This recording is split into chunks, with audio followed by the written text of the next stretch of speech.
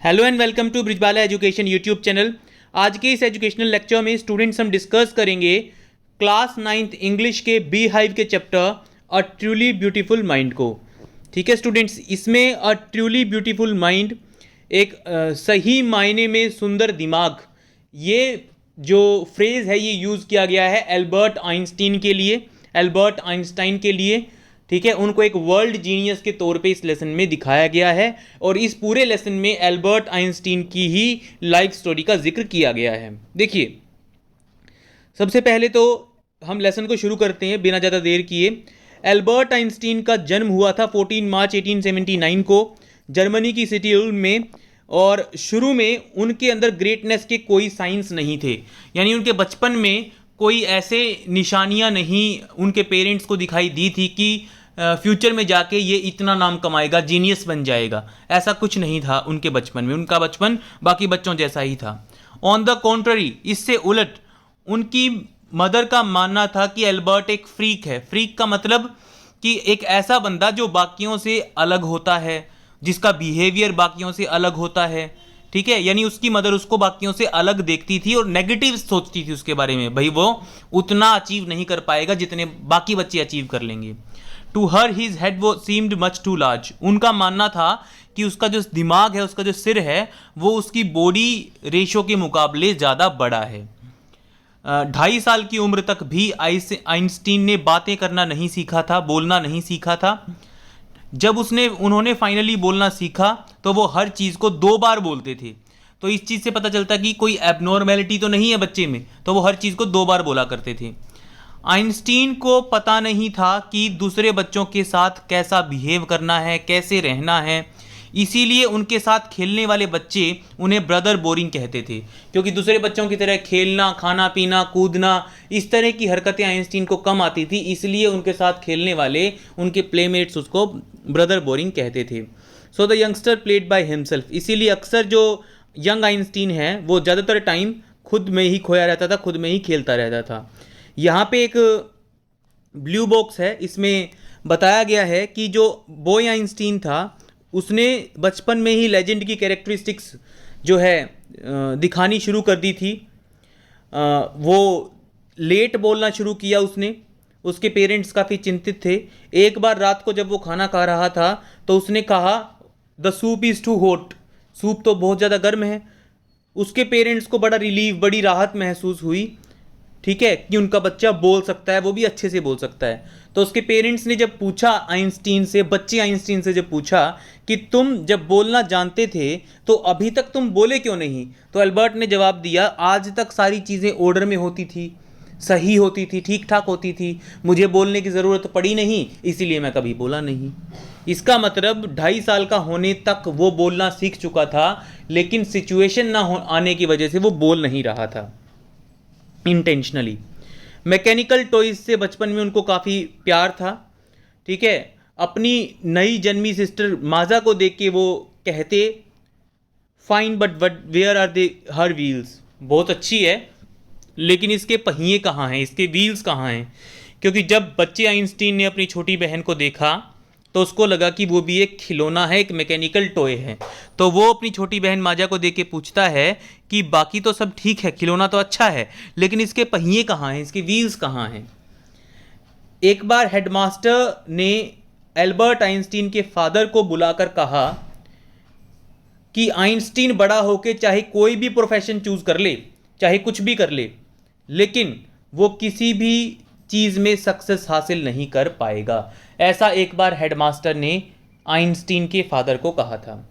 Einstein ने violin बजाना सीखना शुरू कर दिया 6 साल की उम्र में ही, क्योंकि उनकी मदर उन्हें वायलिन सिखाना चाहती थी, इसीलिए।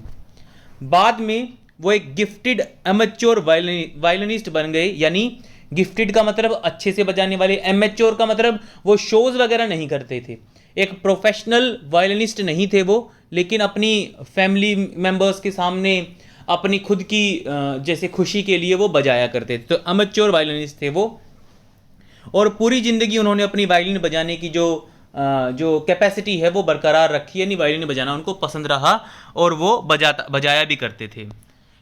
एल्बर्ट आइंस्टीन इतने बुरे स्टूडेंट भी नहीं थे। म्यूनिख में उन्होंने हाई स्कूल अटेंड किया, आइंस्टीन की फैमिली म्यूनिख में तब शिफ्ट हुई थी जब आइंस्टीन 15 महीने के थे। लगभग हर सब्जेक्ट में आइंस्टीन ने अच्छे मार्क्स स्कोर किए, लेकिन आइंस्टीन को स्कूल की रेजिमेंटेशन यानी स्ट्रिक्ट डिसिप्लिन पसंद नहीं था। जो ऑर्डर मेंटेन करते थे, जो डिसिप्लिन मेंटेन करते थे स्कूल में, वो उनको पसंद नहीं था। इसीलिए अक्सर टीचर्स के साथ उनकी बहस होती रहती थी, उनके क्लैशेस होते रहते थे। 15 साल की उम्र में आइंस्टीन इतने स्टिफल्ड हो गए, इतनी घुटन महसूस करने लगे स्कूल में कि उन्होंने अच्छे के लिए स्कूल छोड़ दिया। मतलब इसमें टीचर्स की भी बेहतरी थी कि उनको बार बार आर्ग्यूमेंट नहीं करनी पड़ती थी एक स्टूडेंट के साथ, और आइंस्टीन की भी भलाई थी क्योंकि उनको उस स्कूल में पढ़ना पसंद नहीं था। उससे पिछले साल ही यानी जब 15 साल के हुए आइंस्टीन, तो मतलब जब आइंस्टीन 14 साल की उम्र के आसपास के थे, तब एल्बर्ट के पेरेंट्स जो हैं वो मिलान शिफ्ट हो गए थे और अपने बच्चे को पढ़ने के लिए रिलेटिव्स के घर पे छोड़ के चले गए थे। काफ़ी लंबी डिस्कशन के बाद आइंस्टीन को अपनी विश मिल गई, मतलब जो आइंस्टीन चाहते थे उनके पेरेंट्स ने उनको अलाउ कर दिया, और जर्मन स्पीकिंग स्विट्जरलैंड के जर्मन स्पीकिंग पार्ट में उन्होंने अपनी एजुकेशन आगे कंटिन्यू की। ये जो स्विट्जरलैंड था, ये एक ऐसी जगह था जो म्यूनिख के मुकाबले ज़्यादा लिबरल था, यानी वहाँ के लोगों को फ्रीडम तो कुछ ज़्यादा थी म्यूनिख के मुकाबले। वहाँ के स्टूडेंट्स को, स्विट्जरलैंड के स्टूडेंट्स को कुछ ज़्यादा आज़ादी देते थे टीचर्स, बोलने की, अपने विचार रखने की, म्यूनिख के स्कूल्स के मुकाबले। इसलिए आइंस्टीन को स्विट्जरलैंड पसंद आया। आइंस्टीन मैथमेटिक्स और फिज़िक्स में काफ़ी अच्छे थे और इंटरेस्टेड भी थे। इसीलिए स्कूल फिनिश करने के बाद उन्होंने यूनिवर्सिटी ऑफ ज्यूरिख में अपनी स्टडीज़ कंटिन्यू करने की सोची, अपनी ग्रेजुएशन कंटिन्यू करने की सोची। लेकिन साइंस अकेली ऐसी चीज़ नहीं थी जो उस डैशिंग यंग मैन को पसंद थी, अपील करती थी, जो उसको विद अ वॉलरस मोस्टेस, उस यंग मैन को जो एक वॉलरस एक जो है सी क्रीचर होता है, समुद्र के आसपास रहने वाला जानवर होता है, उसकी मुस्टेस शायद आपने देखी होंगी, वॉलरस जो होता है। तो वॉलरस जैसी मुस्टेस रखने वाले उस डैशिंग यंग मैन को सिर्फ साइंस में ही दिलचस्पी नहीं थी, किसी और चीज़ में भी दिलचस्पी थी, किसी और चीज़ में भी इंटरेस्टेड थे। किस चीज़ में इंटरेस्टेड थे? उनका स्पेशल इंटरेस्ट आया अपनी एक फेलो स्टूडेंट में जिसका नाम था मिलेवा मैरिक। ठीक है, वो मानते थे कि मिलेवा मैरिक एक क्लेवर क्रीचर है, काफ़ी चालाक क्रीचर है, यानी काफ़ी कुछ मतलब चालाकी है उसके अंदर। दिस यंग सर्ब कहा गया है because the girl was from Serbia, इसीलिए उनको सर्ब कहा गया है। Had come to Switzerland because the university in Zurich was one of the few in Europe where women could get degrees. ये जो मिलेवा मैरिक थी, ये सर्बिया से यहाँ यूनिवर्सिटी ऑफ ज्यूरिख में पढ़ने इसीलिए आई थी क्योंकि ये ज्यूरिख यूनिवर्सिटी यूरोप की कुछ एक यूनिवर्सिटीज़ में से थी जो लड़कियों को डिग्रीज देते थे, लड़कियों को एडमिशन देते थे। Einstein saw in her an ally against the Philistines. Einstein ने उनको एक एली का मतलब फ्रेंड, कंपेनियन, एक साथी की तरह देखा। किसके अगेंस्ट? फिलिस्टीन्स के अगेंस्ट। यहाँ पे फिलिस्टीन्स किसको कहा गया है? फिलिस्टीन्स यहाँ पे कहा गया है उन लोगों को जिनको मतलब आइंस्टीन जैसे तौर तरीके, आइंस्टीन की तरह art, literature, music, science, maths पसंद नहीं आता। मतलब जो आइंस्टीन जैसे लोगों से दूर रहने की कोशिश करते हैं, उन लोगों के अगेंस्ट मिलेवा मैरिक जो है वो उनको एक एक फ्रेंड मिली।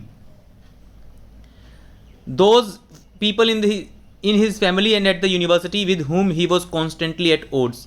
फिलिस्टीन्स कहा गया उन लोगों को जो मतलब एल्बर्ट आइंस्टीन की फैमिली के वो लोग और एल्बर्ट आइंस्टीन की यूनिवर्सिटी के वो लोग जो जिनके साथ अक्सर एल्बर्ट आइंस्टीन के विचार नहीं मिलते थे। कॉन्स्टेंटली एट ओड्स का मतलब होता है विचार नहीं मिलना, लगातार हल्के फुल्के क्लैशेस होते रहना।